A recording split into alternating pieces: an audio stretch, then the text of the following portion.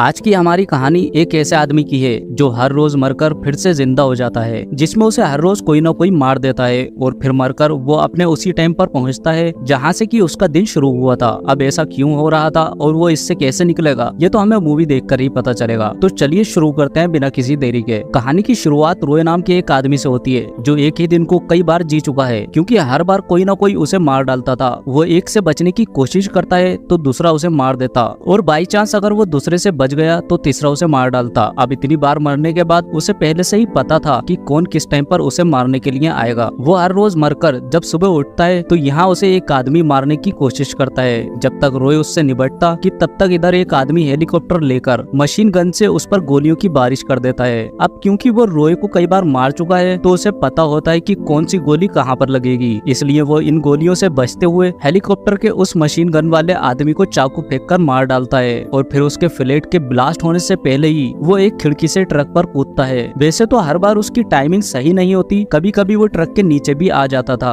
और अगर रोय इनसे भी बच गया तो रोड पर कुछ लड़कियां उसे गोली मार देती और फिर रोय अपने फिर से उसी टाइम पर पहुंच जाता जहां से कि उसका दिन शुरू हुआ था। जिसके बाद रोय फिर से उनसे बचते बचाते सरवाइव करता है। और इतनी बार लड़कियों से मरने के बाद वो इन लड़कियों को भी मारना सीख गया था, पर अभी भी उसको मारने का सिलसिला खत्म नहीं हुआ था। अगर वो इनसे बचता है तो हर रोज एक बोना उसे बम से उड़ा देता है, और अगर बाई चांस इससे भी वो बच गया तो एक तलवारबाज लड़की उसका सर धड़ से अलग कर देती है। इतना ही नहीं, उसका यहाँ एक हमशक्ल भी था जो उसे मारना चाहता था। मतलब कि इस टाइम लूप पर कदम कदम पर उसे कोई ना कोई मारना चाहता था, पर रोय को भरोसा था कि उसकी वाइफ उसे इसके बारे में बताएगी और इस टाइम लूप से बाहर निकालेगी। इसलिए वे बचते हुए एक दिन अपनी वाइफ को कॉल करता है, पर वहाँ उसका फोन उसकी वाइफ का बॉस उठाता है और वे रोय को बताता है कि उसकी वाइफ की कल एक्सीडेंट में मौत हो चुकी है। अब ये जानकर रोय बहुत दुखी था, पर तभी उसे एक बंदा रॉकेट लॉन्चर से उड़ा देता है और रोय फिर से अपने उसी टाइम पर पहुंच जाता है। जिसके बाद रोय बचते बचाते हुए उन दोनों लड़कियों को ठिकाने लगाता है और फिर अपने फेवरेट कैफे में पहुंचता है जहां वो कई बार आ चुका है। इधर एक डेव नाम का आदमी था जो सिक्योरिटी सर्विस में काम करता था,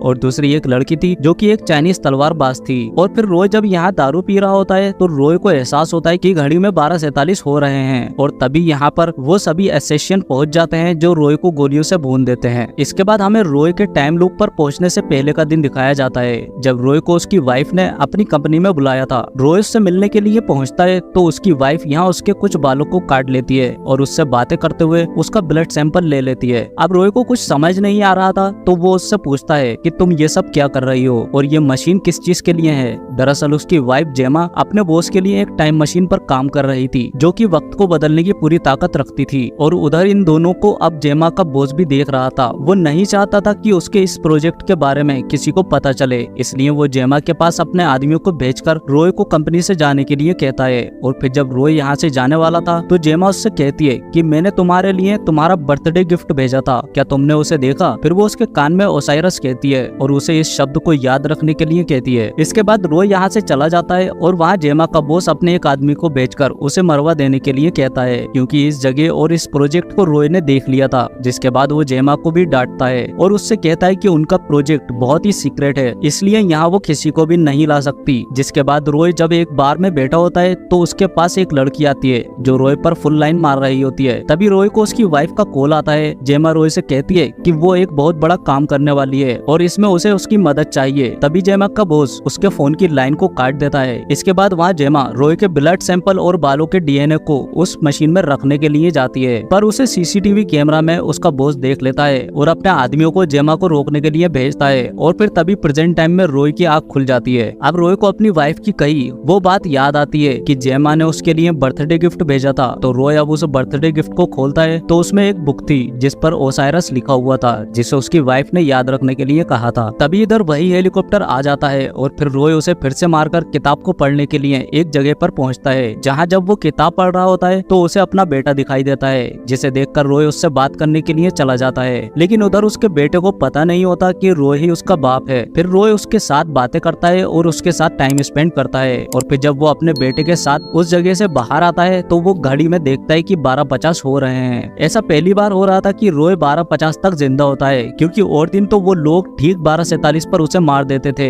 इसलिए अब रोय को समझ आ जाता है कि उन लोगों ने उसकी बॉडी पर कोई ट्रेकर लगाया होगा और वो अभी तक जिस जगह पर था वहाँ ट्रेकर ब्लोकर लगा था। तभी इतनी देर में वो लोग रोय को मारने के लिए पहुंच जाते होते हैं और वो लोग रोय पर गोलियों की बारिश कर देते हैं, जिससे रोय का दिन फिर से रिमाइंड मोड पर चला जाता है। और अब उसे पता था कि उसकी बॉडी में एक ट्रेकर लगा है। तो सुबह जब उसे एक आदमी मारने के लिए आता है तो वो उसे एक चाकू मारकर पूछता है कि ट्रेकर कहाँ पर लगाया है, लेकिन वो आदमी उसे कुछ नहीं बताता। इसके बाद रोय उसे मारकर अपने फेवरेट कैफे में पहुंचता है, जहाँ के वॉशरूम में वो अपने बॉडी और कपड़ों में उस ट्रेकर को ढूंढने लगता है, लेकिन बहुत ज्यादा ढूंढने पर भी उसे वो ट्रेकर नहीं मिलता। तभी रोय को इधर अपना सिक्योरिटी वाला दोस्त मिल जाता है। रोय उससे पूछता है कि अगर उसे किसी की बॉडी में उसे पता चले बिना ट्रेकर लगाना है तो वो उसे कहाँ लगाएगा, जिस पर उसका दोस्त कहता है कि अगर किसी को पता लगे बिना ट्रेकर लगाना है तो सिंपल है कि उसकी दांतों में लगा दो। अब ये जानने के बाद रोय उसे अपने साथ तुरंत बाथरूम में ले जाता है और एक एक करके अपने दांतों को उखाड़ने लग जाता है। रोय की किस्मत अच्छी थी कि दूसरे ही दांत में उसे ट्रेकर मिल जाता है, लेकिन तभी वहाँ उसका हमशक्ल आ जाता है जो उसे गोली मार देता है। और फिर अगले अटेम्प्ट में रोय सबसे पहले अपने उस दांत को बाहर निकालता है जिसमें कि ट्रेकर लगा था। दरअसल इस ट्रेकर को उसी लड़की ने लगाया था जो रोय के टाइम लूप में फंसने से पहले उस पर लाइन मार रही थी, और ये सब उससे जेमा के बॉस ने करवाया था। अब इसके बाद रोय इस ट्रेकर की मदद से एक एक करके सभी उन असेसियन को मार देता है जो उसे मारने के लिए आ रहे थे। तभी इधर उनमें से एक के फोन पर जेमा के बॉस के आदमी का कॉल आता है, तो रोय कॉल उठाकर उससे कहता है कि तुम लोगों ने मेरी वाइफ को मारा है और अब मैं बदला लेने के लिए आ रहा हूँ। जिसके बाद रोय सीधा उस लैब की तरफ जाता है और अपने इस पहले अटेम्प्ट में रोय कार को एक दीवार में ठोक देता है, जिसे देख सिक्योरिटी गार्ड उसे मार देता है। और फिर दूसरे अटेम्प्ट में रोय कार को तेज स्पीड से उड़ाकर उस लैब के अंदर ले आता है। सभी सिक्योरिटी गार्ड कार पर गोलियां चला रहे होते हैं, लेकिन रोय तो कार में था ही नहीं। रोय ने इस कार में बॉम्ब लगाया हुआ था,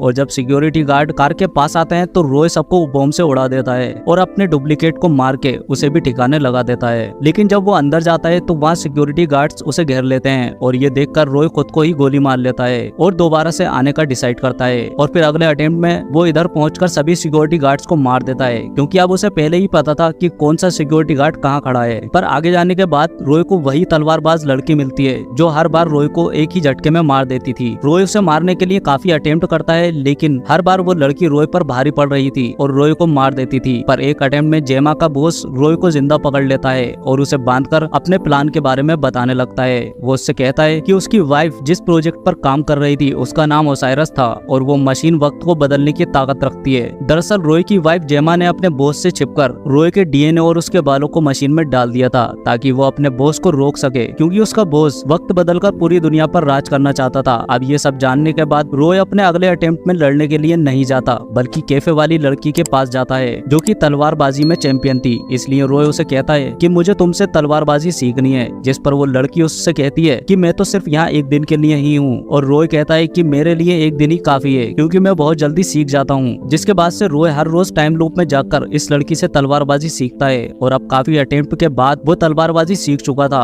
और अब वो लड़ने के लिए तैयार था। जिसके बाद वो अगले अटेम्प्ट में लैब में जाकर सभी लोगों को मारता है, और इस बार तलवारबाजी में वो उस लड़की से लड़कर उसे बहुत ही आसानी से मार देता है। तभी इधर जेमा का बॉस और उसका एक आदमी आता है, तो रोय उस आदमी के सर पर अपनी तलवार से उसे मार देता है। और जब जेमा का बॉस गन उठाने वाला होता है कि तभी रोय उसके हाथ में तलवार भोंक देता है। और ये सब देखने के बाद जेमा के बॉस को यकीन नहीं होता कि एक आदमी इतने लोगों को कैसे मार सकता है, तो वो समझ जाता है कि रोय टाइम लूप में फंसा हुआ है, इसलिए वो उसके आदमियों को आसानी से मार दे रहा था। और फिर वो रोय से कहता है कि अगर उसे अपने बेटे की जान बचानी है तो वो उसे छोड़ दे, लेकिन रोय उसकी बात नहीं सुनता और उसका गला काट देता है। जिसके बाद रोय उस जगह पर जाता है जहाँ पर उसे उसका बेटा मिला था, पर उसके वहाँ पहुँचने से पहले ही उसका बेटा वहाँ मर चुका था। रोय बहुत दुखी होता है और अब वो अगला अटेम्प्ट करने की कोशिश भी नहीं करता, क्योंकि अब वो अपनी सारी उम्मीदें खो चुका था, क्योंकि उसने इतना सब कुछ किया और लास्ट में वो फिर से यहीं पर अटक गया। इसलिए अब वो सभी असेसियन को खुद को जानबूझकर मारने देता है। लेकिन फिर एक दिन वो सोचता है कि ये सब तो कभी खत्म ही नहीं होगा, इसलिए वो अब इस टाइम लूप में अपने बेटे के साथ ज्यादा से ज्यादा टाइम स्पेंड करता है। पर एक दिन जब वो अपने बेटे के साथ घूम रहा था तो उसका बेटा उससे कहता है कि आज सुबह उसने अपनी मॉम से बात की थी। ये जानकर रोय हैरान हो जाता है, क्योंकि उसे लगता था